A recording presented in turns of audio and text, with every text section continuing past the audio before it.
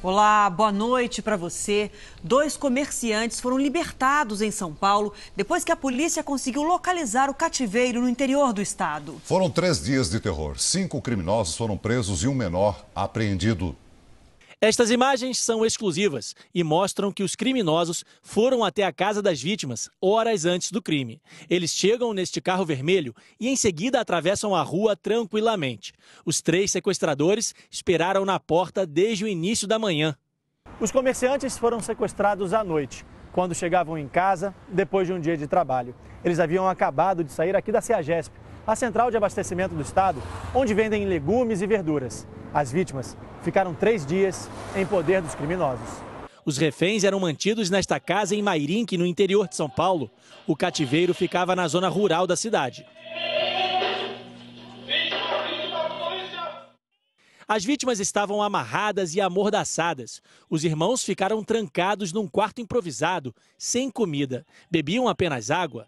A quadrilha chegou a pedir R$150 mil para libertar os reféns. 5 pessoas foram presas e um menor apreendido. Um criminoso ainda está foragido. Segundo a polícia, Maciel Góes fazia a segurança do cativeiro. Antônio Bento Nascimento Filho, conhecido como Bahia, trabalhava na CEAGESP e passava as informações sobre as vítimas. E Jonas Esperandeu, o alemão, era quem negociava o resgate. São os mesmos que esperaram as vítimas chegarem em casa no dia do crime. Este seria o 6º sequestro praticado pela quadrilha desde dezembro do ano passado. Por eles terem trabalhado lá, eles conhecem a dinâmica, ou seja, o dia a dia dos pequenos comerciantes que ali trabalham. Então, eles acabam escolhendo as vítimas para serem sequestradas. Depois de dias de agonia, o reencontro emocionado com os parentes veio acompanhado de alívio. A nossa próxima reportagem é sobre o drama de um pai que largou casa, família e emprego no Pará para procurar pelo filho desaparecido no ano passado. Ele recebeu uma denúncia pelo telefone de que o garoto havia sido visto no Rio de Janeiro e agora distribui panfletos nas ruas na esperança de que alguém reconheça o menino de 10 anos. Preste atenção no rosto desse menino. Feliz, tímido e um pouco medroso. É assim que o pai, Paulo César, o descreve. Em setembro passado, Natan engrossou a lista das 40 mil crianças desaparecidas todos os anos no país, segundo dados oficiais. A irmã o deixou dormindo em casa e, ao se ver sozinho, ele saiu. Quem pegou ele pode ser gente conhecida, que convenceu ele, colocou ele dentro do carro e sumiu com ele, foi para outro lugar. Isso foi em Altamira, no Pará. O desaparecimento mobilizou a polícia e até o exército. A família recebeu ajuda de toda a cidade, mas nada de encontrar o menino. Até que um telefonema deu ânimo ao pai, que percorreu quase 4.000 quilômetros atrás de uma única pista. Paulo César recebeu a ligação de um caminhoneiro que contava ter visto um garoto muito parecido com Natan, acompanhado de um casal no centro do Rio. Paulo César largou tudo, pegou alguns cartazes e veio com a esperança de que o menino tenha feito essa mesma longa viagem. O menino completou 10 anos nesse período de desaparecimento. Para o pai, o próximo aniversário será em família. Eu não vim para cá para chorar, eu vim para procurar meu filho. Tomara que encontre. Uma grande operação da polícia surpreendeu integrantes da principal facção criminosa do Rio de Janeiro. A investigação mostra que eles movimentam cifras milionárias. No complexo do Alemão, zona norte do Rio, traficantes reagiram com artilharia pesada à chegada da polícia.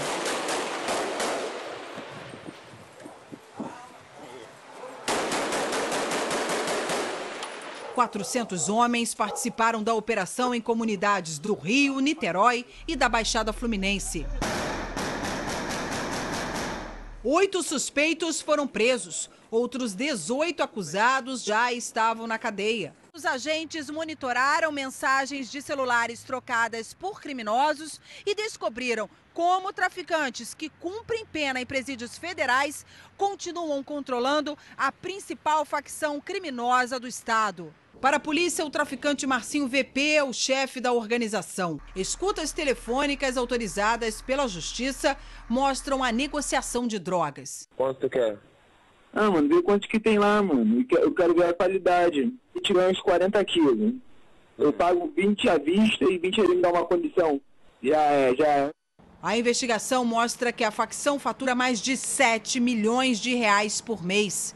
Boa parte vai para os chefões dentro dos presídios, que movimentam o dinheiro. Nós conseguimos identificar inúmeras pessoas físicas e jurídicas, principalmente empresas de fachada, que são utilizadas para movimentação bancária, essas transações para aquisição de armas e drogas. Um homem foi morto dentro de casa numa operação da Polícia Federal de Salvador. Os agentes entraram na casa dele por engano.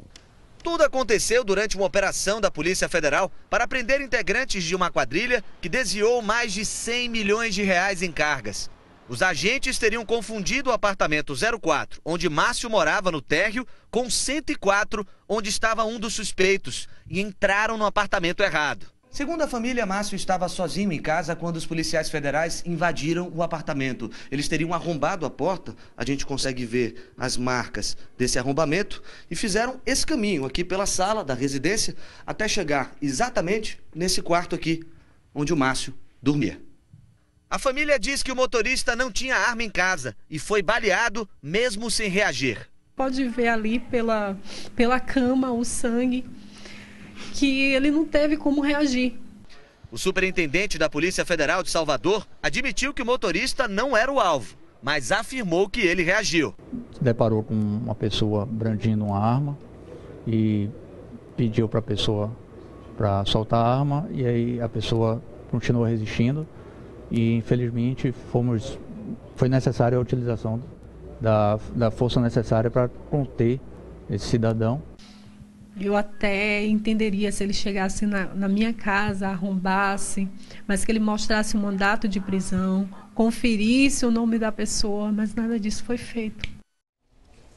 Já em São Paulo, a polícia militar é suspeita de executar um homem durante uma perseguição na zona leste da capital. Moradores dizem que ele estava desarmado. A pistola que a PM afirmou estar com a vítima pertencia a um policial.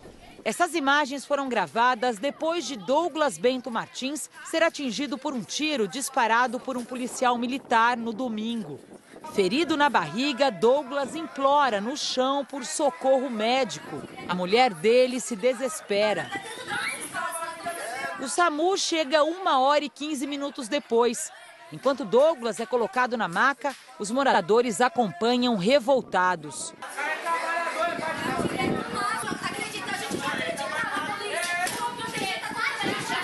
Testemunhas contaram que Douglas estava nesta rua brincando com a filha dele e mais 3 crianças.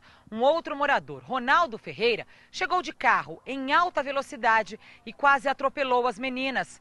Douglas chamou a atenção de Ronaldo, que reagiu dando uma cabeçada nele. No dia seguinte, Ronaldo voltou ao conjunto habitacional com um grupo de PMs. Segundo a polícia, Douglas saiu correndo com uma arma na mão e ameaçou atirar. 15 metros depois, foi baleado por um soldado. Vizinhos e parentes contestam a versão da PM e dizem que Douglas não estava armado. Levantou as mãos e falou que ele estava só protegendo a família dele. Que ele só queria proteger a família dele. Só isso, foi na hora onde o policial atirou. Ele não estava armado, todo mundo viu aqui, ele não estava armado. A arma pertencia a um PM que trabalha em Louveira, no interior de São Paulo, e tinha um registro de furto. Douglas tinha 27 anos e trabalhava há 7 meses como repositor em um supermercado com carteira assinada. Ele já esteve preso por tráfico de drogas. Na noite de domingo, moradores queimaram 2 ônibus em protesto pela morte do rapaz, que foi enterrado hoje.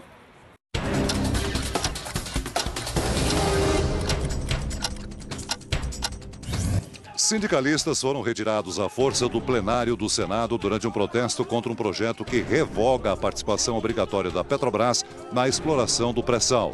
A Polícia Legislativa tentou esvaziar a galeria, mas os manifestantes reagiram.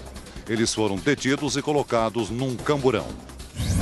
Estão canceladas todas as entrevistas para visto dos Estados Unidos durante essa semana em São Paulo, Rio de Janeiro, Recife e Brasília. O cancelamento foi provocado por problemas no sistema de emissão dos documentos. As entrevistas serão remarcadas. Um jacaré foi atacado com balas de chumbinho no Rio de Janeiro. O animal, que tem quase 2 metros, recebeu atendimento num centro de reabilitação. Assim que tiver condições, será devolvido à natureza. Vamos falar de saúde agora. 1 em cada 3 dentes implantados no Brasil é feito com material falsificado. O produto pirata é mais barato, mas pode trazer risco grave de infecção ao paciente. Divanei sempre sonhou com um sorriso perfeito. Pagou mais de R$10 mil em implantes dentários e ficou feliz da vida.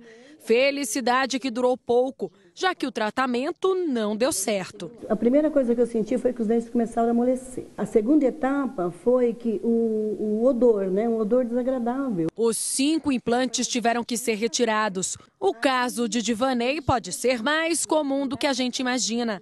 A Associação da Indústria de Equipamentos Médicos e Odontológicos estima que 1/3 dos implantes no Brasil é feito com material falsificado. Especialistas alertam que o maior problema está na falsificação de um pequeno parafuso que serve para encaixar a prótese no implante. Se essa peça não seguir os padrões da Anvisa, pode causar sérios problemas ao paciente. O implante original com componente pirata poderá ter folga entre as duas peças. Essa folga, ela poderá permitir a infiltração de alimentos que vai contaminar a gengiva e vai provocar uma contaminação no paciente. No mercado negro, componentes custam quase a metade do valor. A produção do Jornal da Record visitou uma empresa que fabrica e vende implantes dentários em todo o Brasil. Segundo a funcionária, os componentes são registrados pela Anvisa. Esse aqui é o nosso código, né? A licença, Anvisa, tudo certinho, né? Mas, em nota, a Agência Nacional de Vigilância Sanitária informou que a empresa em questão não possui autorização de funcionamento. Para os dentistas e a própria Anvisa, uma forma de combater a falsificação seria obrigar o rastreamento dos implantes até o paciente. Mas a proposta ainda nem saiu do papel, por isso todo cuidado é pouco. Vou juntar o dinheiro outra vez, vou tentar fazer com um profissional que eu conheça. Bom, e a empresa que aparece aí na reportagem não quis comentar a denúncia.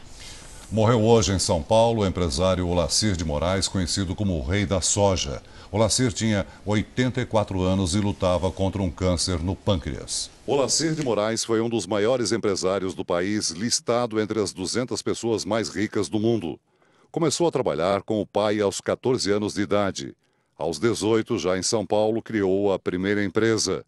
Chegou a ter mais de 40 nos setores de construção civil, agrícola e exploração de minérios.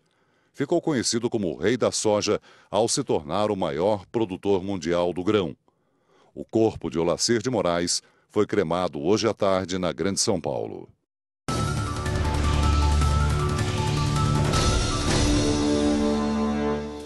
Dois homens renderam clientes e frentistas de um posto de gasolina na região metropolitana de São Paulo. Eles trancaram os reféns num banheiro, roubaram o dinheiro e fugiram.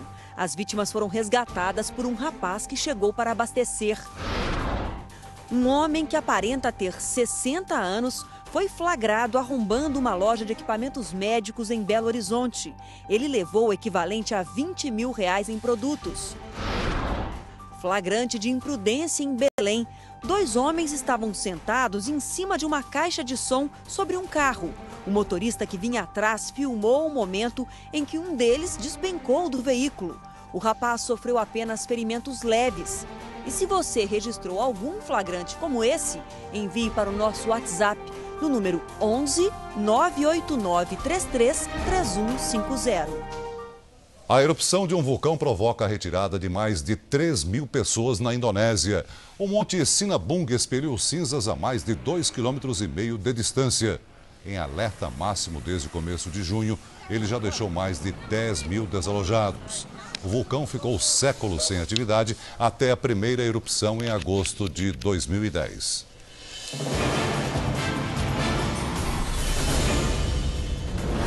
Reino Unido procura 12 pessoas da mesma família que teriam ido para a Síria.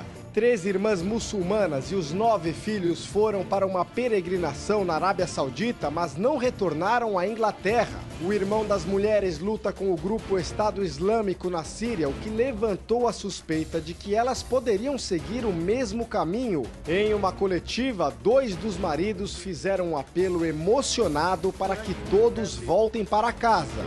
Gordura trans vai ser banida da dieta dos americanos. Heloísa Vilela. Os fabricantes terão 3 anos para eliminar o componente na comida processada. O consumo de gordura trans aumenta o risco de doenças cardíacas, principal causa de morte nos Estados Unidos. Restaurantes e fabricantes só poderão usar o produto com uma permissão especial. Imigrantes e polícia se enfrentam na Itália. Théo Taveira. Guardas tentaram retirar à força os africanos acampados perto da fronteira com a França. Muitos resistiram e foram arrastados pelos policiais. Outros passaram mal. Os imigrantes tentaram entrar na França, mas foram impedidos. Numa reunião, líderes europeus não chegaram a um acordo para abrigar cerca de 40 mil imigrantes pelo continente. Foi divulgada hoje a lista com os atletas que vão defender o Brasil nos Jogos Pan-Americanos de Toronto, no Canadá. Na maior delegação brasileira para um evento fora do país, 600 atletas vão disputar 46 modalidades esportivas. Nomes de peso como o bicampeão olímpico de vela, Robert Scheidt, Thiago Camilo, do judô, e Thiago Pereira, o Mr. Pan da natação, querem superar as 141 medalhas conquistadas no último PAN. Quebra o recorde dos Jogos Pan-Americanos. Os melhores atletas das Américas reunidos no Canadá. Jogos Pan-Americanos de Toronto. A Record estará lado a lado nas competições, nas conquistas e nas glórias de cada atleta. Medalha de ouro mais uma vez. Você vai acompanhar com exclusividade os Jogos Pan-Americanos de Toronto, em julho, na Record. Estamos de volta com o Jornal da Record.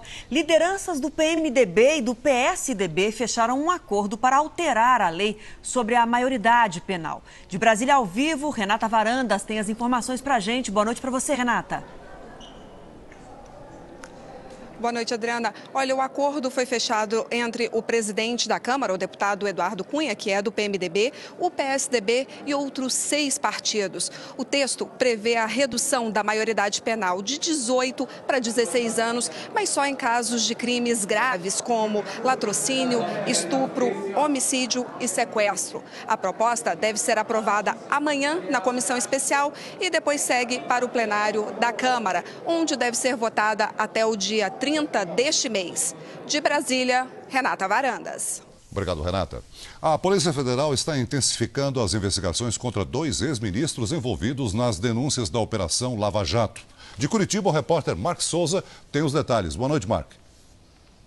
Boa noite, Celso. Todas as viagens feitas ao exterior pelo ex-ministro da Casa Civil, José Dirceu, estão sendo rastreadas. Os investigadores querem descobrir conexões com empreiteiras investigadas em outros países. A PF também abriu inquérito contra o ex-ministro da Fazenda, Antônio Palocci, para descobrir se ele realmente pediu R$2 milhões ao doleiro Alberto Youssef em 2010 para a campanha à presidência de Dilma Rousseff. De Curitiba, Mark Souza.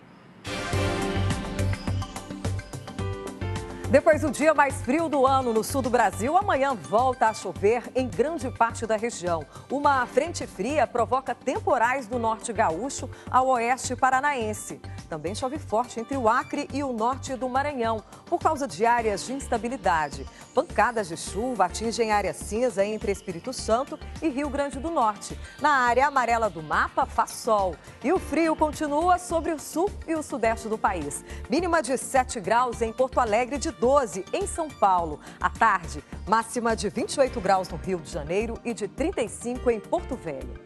Em Belo Horizonte, o tempo volta a abrir e a máxima é de 24 graus. Em Natal faz 30, em Brasília 27 graus, em Salvador faz 26. E hoje, Urupema registrou a temperatura mais baixa do ano em todo o Brasil, com 5 graus abaixo de zero. A vegetação ficou coberta por geada. Estamos de volta. Alertada sobre o risco de derrota do governo, a presidente Dilma Rousseff tem um jantar neste momento com os senadores aliados e tenta convencê-los da necessidade do veto ao fim do fator previdenciário. As centrais sindicais montaram vigília na frente do Palácio do Planalto para pedir à presidente Dilma que não vete a mudança na lei, que na prática acaba com o fator previdenciário. Em caso de veto, cobram do presidente do Senado que coloque o tema em votação o quanto antes. Se houver o veto, nós vamos apreciá-lo no dia 14 de julho, se houver acordo com a Câmara. No comando da operação contra o veto de Dilma, 2 petistas ilustres. Nosso governo tem obrigação de aproveitar essa oportunidade de não vetar o fim do fator. Os líderes aliados ao Planalto dão como certo que Senado e Câmara confirmarão a nova fórmula de acesso à aposentadoria. Ela determina que o benefício seja integral sempre que a soma do tempo de contribuição e da idade do trabalhador seja 85 no caso das mulheres e 95 no dos homens. E cobram da área técnica do governo uma alternativa a essa norma para poder negociar. Certamente deverá vir algo, se houver o veto, que seja capaz de atender às preocupações nossas e do movimento sindical. Uma das propostas é trocar a regra fixa por outra que altere os prazos de acordo com o aumento da expectativa de vida. A presidente Dilma tem até amanhã para decidir sobre o veto. Numa cerimônia rápida e concorrida, Luiz Edson Fachin tomou posse como ministro do Supremo Tribunal Federal. Servidores do Judiciário fizeram um buzinaço por aumento de salários em frente ao tribunal. Democracia é isso mesmo. Né? Democracia é pluralidade, é pluralismo, é diversidade. A cerimônia que empossou o jurista de 57 anos durou menos de 15 minutos. Depois de quase um ano desfalcado com a aposentadoria de Joaquim Barbosa, o Supremo Tribunal Federal volta à sua composição completa. Edson Fachin toma posse como 11º ministro do STF, que já deve começar a trabalhar esta semana, quando vai receber quase 1.500 processos para julgar. Entre eles estão os denunciados pelo Ministério Público na Operação Lava Jato. Os presidentes da Câmara, Eduardo Cunha, e do Senado, Renan Calheiros, ambos investigados, participaram da cerimônia ao lado de Fachin. Eu acredito que não devam ter aqui processos que não sejam polêmicos. Né? Existem alguns que têm mais repercussão, outros que têm menos. Mas a verdade é que todas as causas que chegam à Suprema Corte Brasileira são de grande envergadura e todos exigem muita responsabilidade decisória. Olha, um grupo de brasileiros que passava férias na América Central encontrou um náufrago perdido numa ilha pequena e deserta. Parece até história de pescador, viu? Mas o resgate do homem, que sobreviveu 15 dias à base de coco e água da chuva, foi filmado. Os amigos faziam pesca esportiva quando avistaram uma pessoa na água, nesta ilha que fica entre o Panamá e o Mar da Colômbia. Avistamos essa ilha, muita habilidade do nosso capitão, conseguiu fazer uma manobra entre as ondas, jogar uma boia. Nós puxamos o que seria uma criança e ao final era um homem de 27 anos. Jonathan Córdoba contou que saiu da Colômbia em busca de trabalho clandestino no Panamá e acabou naufragando. Ele sobreviveu durante 15 dias à base de cocos e de água da chuva. O náufrago, salvo pelos brasileiros, foi levado para um hospital na capital do Panamá, onde permanece internado. Está salvo o náufrago!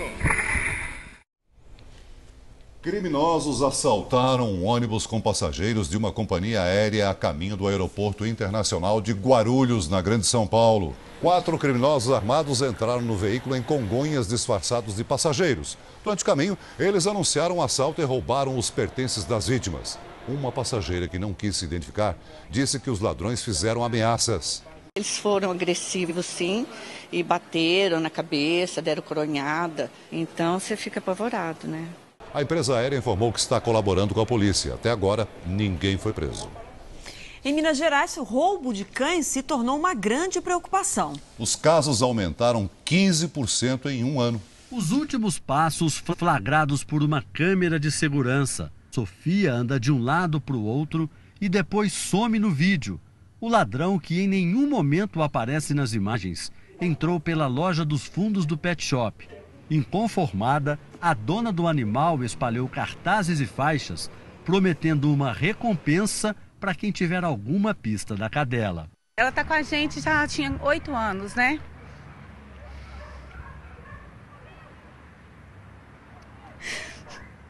O amor pelos bichos está virando caso de polícia. O furto de animais domésticos aumentou 15% aqui em Minas em apenas um ano. Todos os dias, um caso novo é registrado.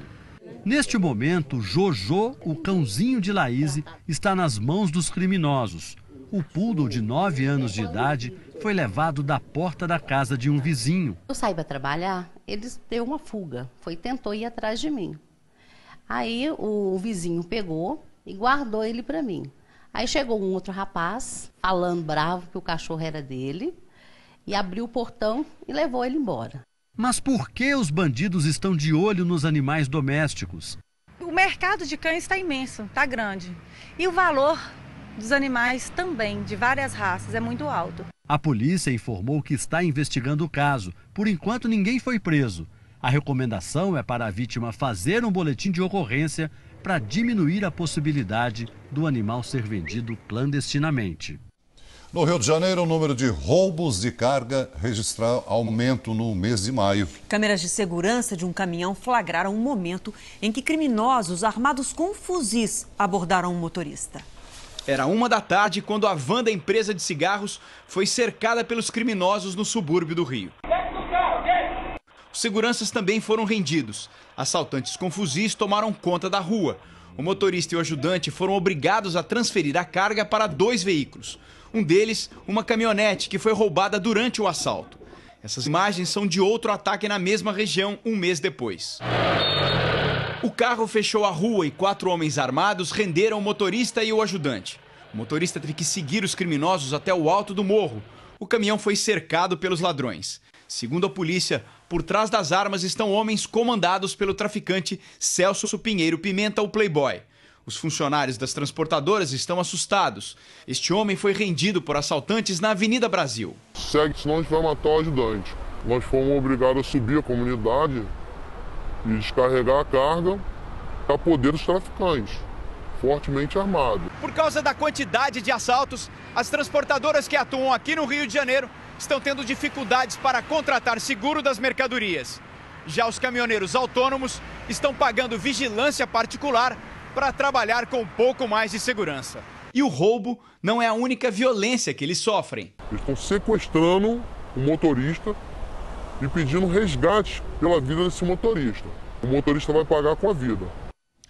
Cavalcante, uma cidade a pouco mais de 300 quilômetros da capital do país, convive com violência sexual e trabalho infantil, como nos tempos da escravidão. As denúncias foram feitas pelo programa Repórter Record Investigação. Esta jovem que não mostra o rosto deixou Cavalcante há 16 anos. Tinha 13 quando saiu e nunca esqueceu o que passou lá. A coisa assim que até hoje não cicatrizou em mim foi isso. Esses abusos. Ficou gravado. Não sai. A moça, que hoje é cabeleireira em Goiânia, conta que ela e outras crianças da época eram exploradas com trabalho duro. Nada roupa, só que tudo no rio, né? A trouxa na cabeça e pro rio, não era assim fácil. O trabalho dos jornalistas Lúcia Sturm, Gustavo Costa e Marcelo Magalhães, do programa Repórter Record Investigação, descobriu que nada mudou em Cavalcante, cidade no nordeste de Goiás, a 320 quilômetros de Brasília. Crianças negras forçadas a trabalhar. Eu passava indo para casa, passava roupa. Maltratadas. Tinha vez que eu batia com cipó. Abusadas sexualmente. Estava de vestido, só tirou e subiu meu vestido. Em Cavalcante existem 2 comunidades negras que no século XIX fugiram da escravidão. 200 anos depois, vivem quase do mesmo jeito, em casas com paredes de barro e telhado de capim.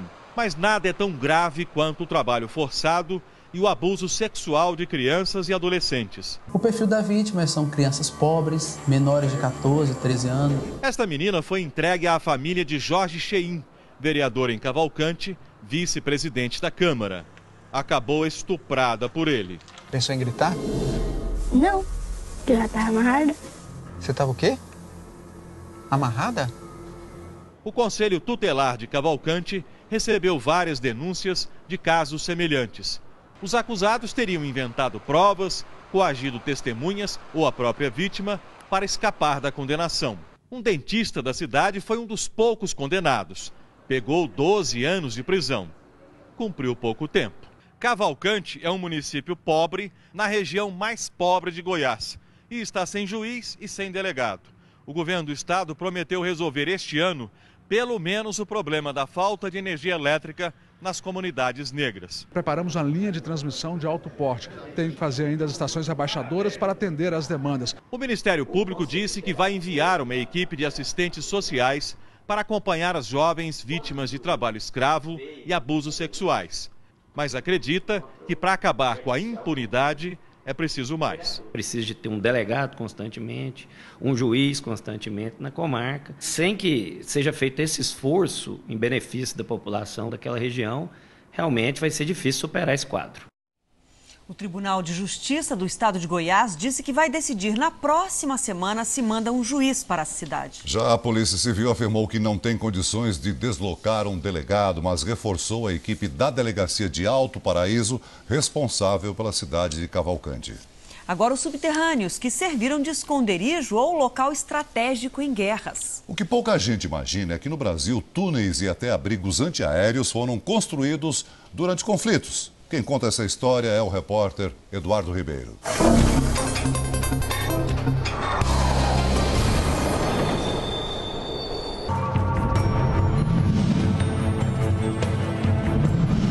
No centro de São Paulo, um quartel centenário abriga bem mais que armas e homens de farda. Ele é de um tempo em que a Polícia Militar ainda nem tinha esse nome.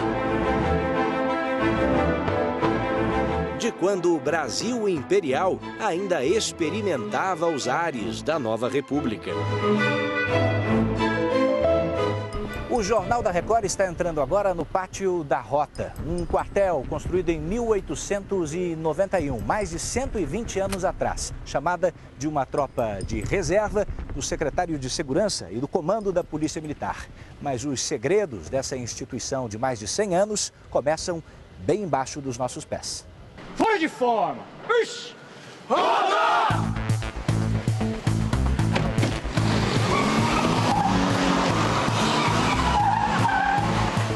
Você vai entrar com a gente agora num pedaço da história desse batalhão. E é justamente nesse ponto, entre a 2ª e a 3ª companhias, é que você tem a única entrada do batalhão para esse túnel, o subsolo do batalhão, com a integração de todos os outros. Vamos para lá.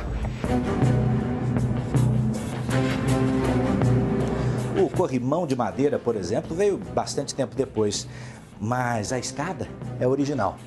Diminui a luz da câmera para você ter uma ideia do que era a iluminação com a qual eles conviviam. Só que você tinha castiçais e depois, na metade do século passado, também a luz elétrica, com mais frequência. Aquele túnel, ele ia embora, mas ele atravessava uma avenida, por baixo de uma avenida, e te levava para um outro batalhão, onde hoje é o comando da Polícia Militar do estado de São Paulo. Olha essa luminária, ó, década de 50. Tudo preservado. O chão, inclusive, feito de terra batida. Grades, algumas que estavam bem enferrujadas, estão sendo recuperadas, que eram algumas das celas. Há relatos que prisioneiros também ficaram aqui. Não existem registros oficiais, mas nos anos da ditadura, presos políticos também teriam ocupado essas celas. O medo fez parte da história do túnel, que foi criado, na verdade, com outro propósito. Esse espaço era utilizado pelos soldados do batalhão para reagrupar, mandar recados, avisos para outros batalhões aqui perto. Repara esse conduto de ar que mostra que a gente está bem embaixo dos pés de onde os policiais estão trabalhando aí em cima. Agora imagine quando o inimigo fazia alguma ameaça de invadir, olha o que os soldados tinham que fazer rapidamente, passando por dezenas de espaços como esse daqui, ó, para continuar caminhando. E seguindo a tubulação de esgoto, você encontra espaços ainda mais estreitos, como esse aqui, ó. Há relatos históricos contam que uma das vezes o batalhão central fica em cima das nossas cabeças, ele foi tomado com a ajuda de desertores, que obviamente conheciam os túneis como ninguém. Mas logo os invasores acabaram expulsos. Foi durante a Revolução de 32, quando São Paulo se levantou contra o governo de Getúlio Vargas, a quem chamavam de ditador. 800 homens foram mortos durante o conflito. No quartel, lá em cima, a antiga chaminé foi um dos alvos dos ataques. Eles usaram a chaminé como referência para bombardear aqui. Então, a chaminé era possível avistá-la de lá. Hoje não é possível mais. Acertar o batalhão. Esse prédio foi construído em 1943. Ele só tem 8 andares e são 8 apartamentos. Dizem que aqui foi construído um abrigo antiaéreo, acredita?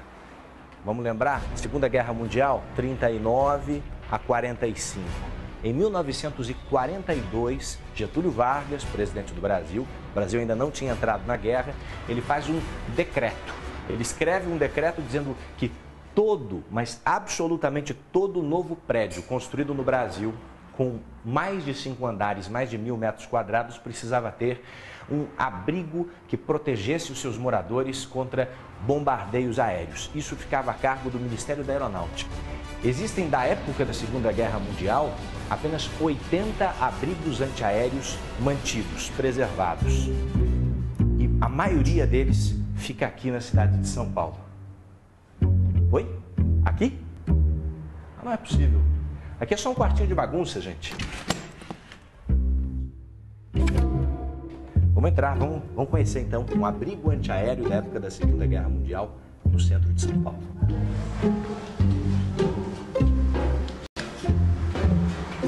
O lugar surpreende, um bunker preservado, vazio, que só não assusta a Dona Lourdes, nossa anfitriã. A senhora ficou no escuro aqui esse tempo todo, qual é a sensação de ficar no escuro? A sensação que eu tive foi assim, que eu estava naquela época de guerra.